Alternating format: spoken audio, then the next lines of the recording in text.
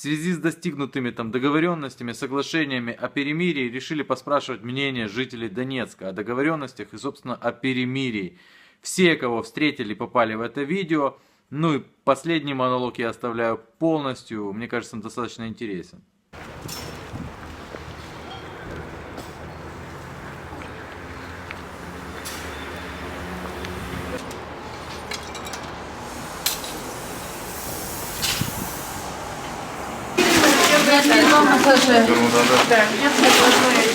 Все равно небезопасно.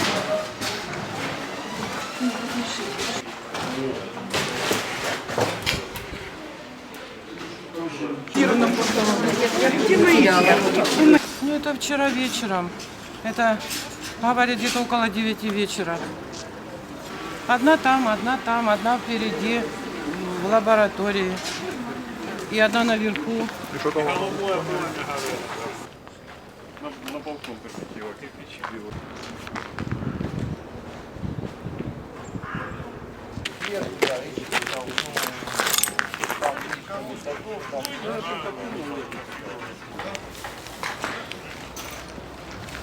Вот последствия стрельбы. Попала и упала. И все. Вот как я пережила Отечественную войну, голод пережила. А тут вот как его назвать, этот город? И этих людей. Ой, Господи. Потому я не верю, что будет лучше. Ну, хочется верить, ну, очень страшно. Уже не первый раз, и нас бомбят, убивают, поэтому веры нет, что будет лучше. С первого раза, наверное, ничего у них не получится. Это еще будет, наверное, не скоро. Ну, надеяться надо на лучшее. Ну, что получится. Лишь бы не было войны. На любое, лишь бы не было войны, лишь бы не бомбили. Пусть экономическая блокада, пусть любая блокада, лишь бы не гибли люди. Я думаю, Украина устала, и Донецк устал, все уже устали. Так что... Да не верится в него. Я думаю, что Украина будет искать повод его прекратить. Очень бы хотелось верить.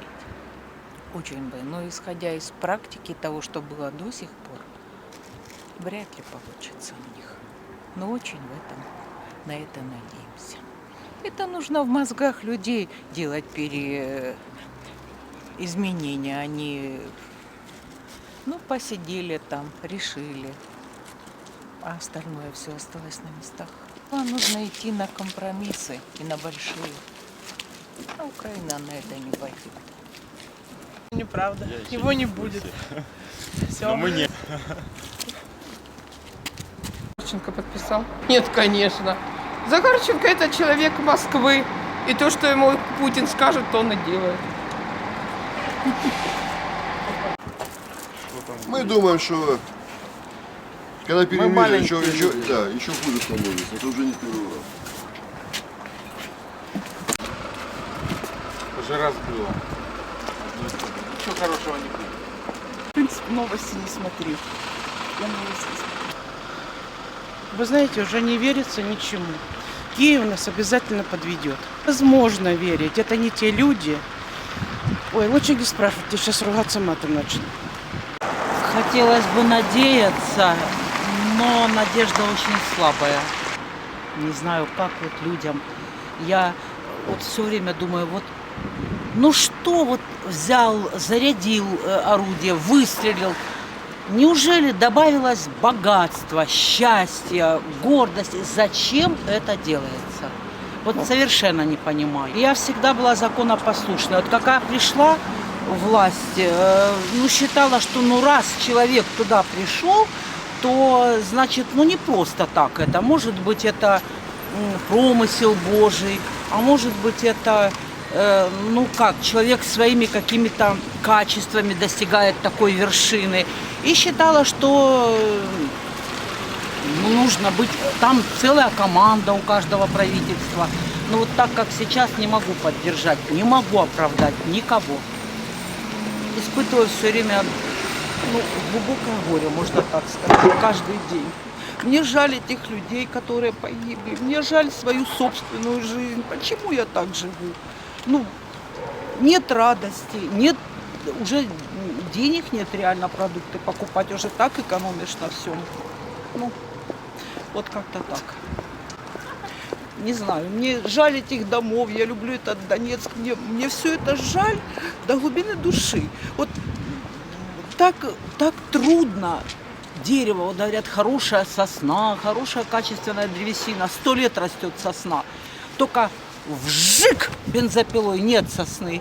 И вот точно так же вот человек, родить его матери, родителям, поднять, он готовый, в 18 лет уже большой, но не взрослый, вот 20 лет, и только пук, нет человека. Вот, и как легко погубить, вот так и дома, так и все. Я же говорю, дерево срубить 1 секунда, минуты нету даже, а сколько ждать, пока оно вырастет. Так вот и дома, так вот и все. Но все равно надеются люди, ну как, идти некуда. Вот это люди не отчасти патриотизм, отчасти, ну, некуда идти, а отчасти и незачем идти. Вот такие мои рассуждения. Ну, конечно, люди в порыве говорят с высоких трибун, мы принимаем этих беженцев. Есть много такого, что, ну, приняты, а дальше уж там сами. Вот в Красный Лиман поехали, там у меня есть знакомые, живут, они тоже из Донецка, к каким-то своим родственникам туда поехали. Говорят, ходят люди, просят, дайте мисочку, может, какая-то простынка вам не нужна. Вот, понимаете, берут людей к себе. Она говорит, у меня 2 семьи, дамочка в магазине.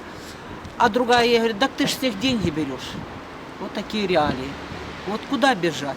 Держишься за этот свой дом. Ну,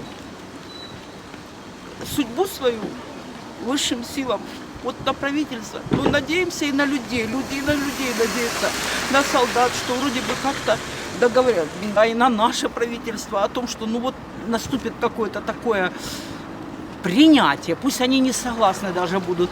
И я вот считаю, что вот все-таки на людей надеешься, но вот сейчас, в данный момент, вверяешь себя высшим силам, никак, как говорится, но если мне уже надо умирать, ну, значит, ну, я не хочу где-то умирать, здесь уже буду. А вот зачем умирать моей дочери, она совсем молоденькая еще. Ну, вот такое вот прям ощущение неприходящего горя. У меня мама в Снежном живет, тоже натерпелись, побежали в Харьков, вернулись из Харькова. Ну, можно старому человеку, вот даже у добрых людей, вот их поселили ее, а вот она сидит в этой комнате, ну, это можно уже, как говорится, не нужно, это уже меня понесло рассказать всю боль. Вот она там побыла, говорит, меня никто не обидел, и водичку в бутылочке поставили, и какой-то суп приготовили. Ну, можно человеку вот старому, приготовила, что хотела, а там как подали, и нужно быть благодарной. Домой приехала в свой домишко, старенький, еще в 20-х годах построенный домишко, там живет. Мы, ну, пока дочь там была, я там была, а теперь уже не поедем. Ну, как-то она справляется, там по телефону говорим.